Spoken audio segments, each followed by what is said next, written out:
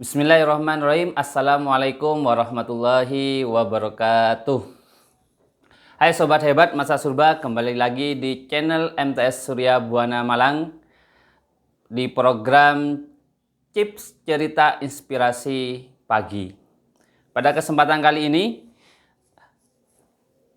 saya akan menceritakan sebuah kisah, yakni kisah dari sebuah kata dan air panas. Suatu hari ada dua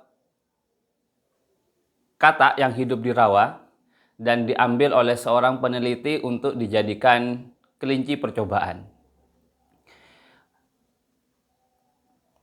Penelitian yang pertama yang dilakukan oleh peneliti tersebut, yang pertama adalah merebus air di dalam panci sampai mendidih dan kata pertama dicemplungkan ke dalam air mendidih tersebut. Tanpa berpikir panjang, sang kata tersebut langsung lompat dari panci yang panas tersebut. Dengan itu, sang peneliti kehilangan satu bahan percobaan. Percobaan yang kedua, sang peneliti merubah caranya, yakni dengan membuang air panas tersebut dan dimasukkan air dingin yang langsung diambil dari keran air.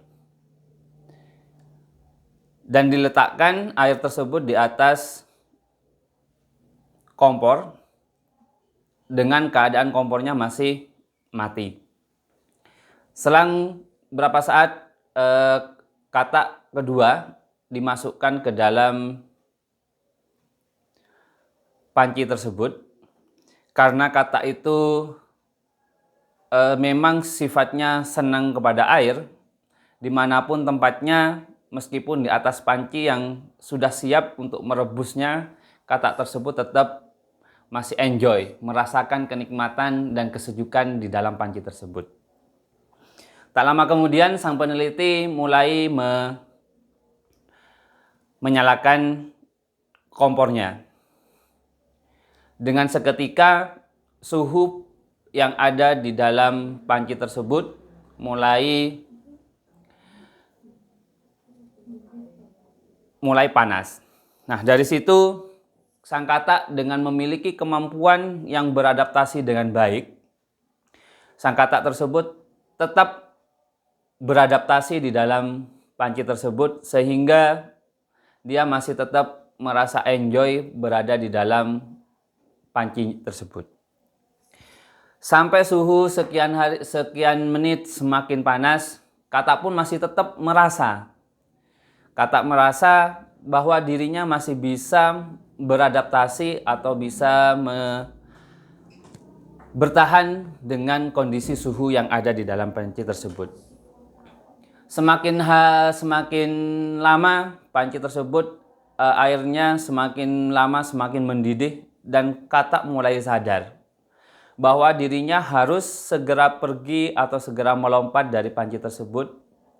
Tetapi pada saat titik tersebut, kondisi tersebut, sang kata sudah mulai kelelahan karena tenaganya yang digunakan untuk beradaptasi di sebelumnya itu sangat besar sekali. Akhirnya sang kata sudah lemas, tidak berdaya, tidak bisa berbuat apa-apa, tidak bisa melompat. Akhirnya sang kata tersebut mati terebus di dalam panci yang airnya mendidih tadi. Dari pelajaran ini anak-anak bisa kita petik beberapa hikmah. Fokus kita sebenarnya bukan ke penelitiannya, tapi bagaimana kita melihat kata pertama dan kata yang kedua. Dari kisah ini kita bisa memetik pelajaran. Yang pertama adalah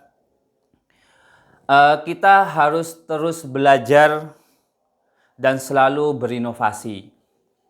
Sebenarnya yang bisa bertahan di dunia ini itu bukanlah orang-orang yang kuat atau bukanlah orang-orang yang cerdas, tetapi orang-orang yang bisa bertahan di dunia ini adalah orang-orang yang selalu bisa berubah, melakukan perubahan dan selalu berinovasi untuk mencari perubahan yang ada.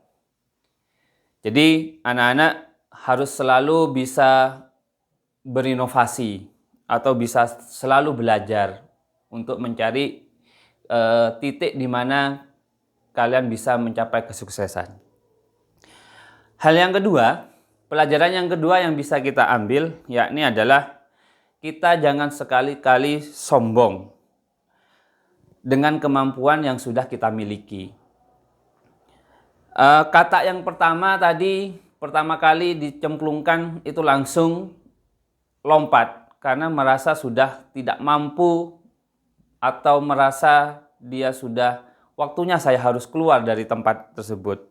Tetapi yang kata kedua, karena merasa dirinya masih mampu, merasa dirinya masih bisa beradaptasi, dan merasa, pokoknya karena merasa itu, akhirnya dia terrebus matang di dalam panci yang sangat panas.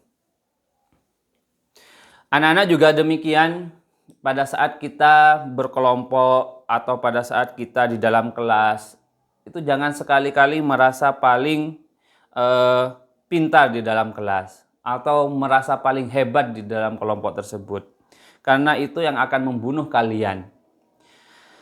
Mungkin ada banyak pelajaran di lingkungan kita atau di perusahaan-perusahaan besar yang ada di teknologi.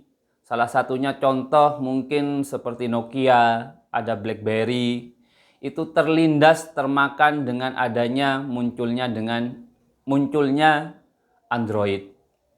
Mereka tidak sanggup beradaptasi dan mereka tidak bisa mengantisipasi perubahan yang ada. Begitu juga dulu sebelum adanya Facebook, ada namanya situs media, sosial media yang namanya Friendster. Itu pun juga tenggelam karena adanya Facebook. Itu juga sama, karena merasa dirinya sudah merasa paling hebat dan paling menguasai teknologi dan tidak mau berkembang, akhirnya dia terlindas oleh kemajuan zaman. Hal yang ketiga yang bisa kita pelajari, hindari dari zona nyaman. Jadi anak-anak jangan selalu terlena dalam keadaan zona nyaman. Sekali-kali coba mencari hal-hal yang baru yang sebelum kalian pernah rasakan. Dalam tanda petik bukan hal-hal yang baru dalam kejelekan, tapi hal-hal yang baru yang dalam kebaikan. Salah satu contoh misalkan kalau setiap hari anak-anak setelah pulang sekolah tidur, makan, terus habis itu main game, internetan sampai malam lagi, paginya lagi, sekolah lagi, sampai itu rutinitas yang tidak bisa diputus misalkan seperti itu. Hal itu mungkin zona nyaman kalian itu perlu kalian putus. Putusnya gimana? Setelah sekolah mempelajari hal-hal yang baru. Hal-hal yang bisa menguntungkan bagi kehidupan kalian kelak. Belajar agama atau belajar dunia teknologi dan segala macam. Itu juga bisa mengeluarkan kalian dari zona nyaman kalian. Tentunya setelah kalian keluar dari zona nyaman, maka kalian akan keluar masuk lagi ke dalam zona nyaman yang lebih nyaman. Dan yang terakhir dan yang keempat, anak-anak harus berani keluar dari lingkungan atau teman kalian yang tidak baik. Intinya di sini anak-anak harus bisa beradaptasi dengan lingkungannya. Kalau lingkungan kalian itu memberikan lingkungan yang jelek kepada kalian, itu perlu sekalian kalian harus keluar dari situ. Bukan cuma lingkungan, mungkin teman di sekitar kalian jelek atau teman kalian tidak baik dan tidak bisa memberikan kebaikan bagi kalian, itu sebaiknya kalian tinggalkan, cari teman-teman yang bisa membuat kalian lebih baik.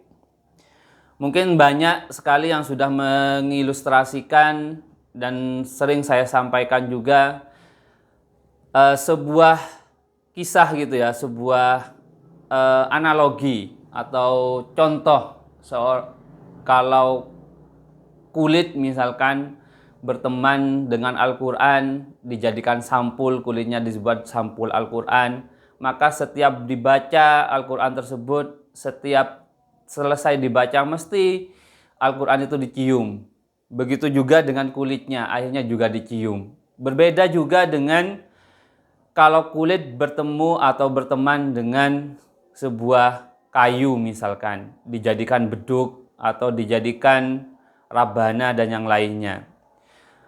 Kulit tersebut bukan hanya ditempeleng gitu ya, atau digepuki, bahkan dipukuli setiap saat untuk dijadikan alat komunikasi, misalkan seperti itu.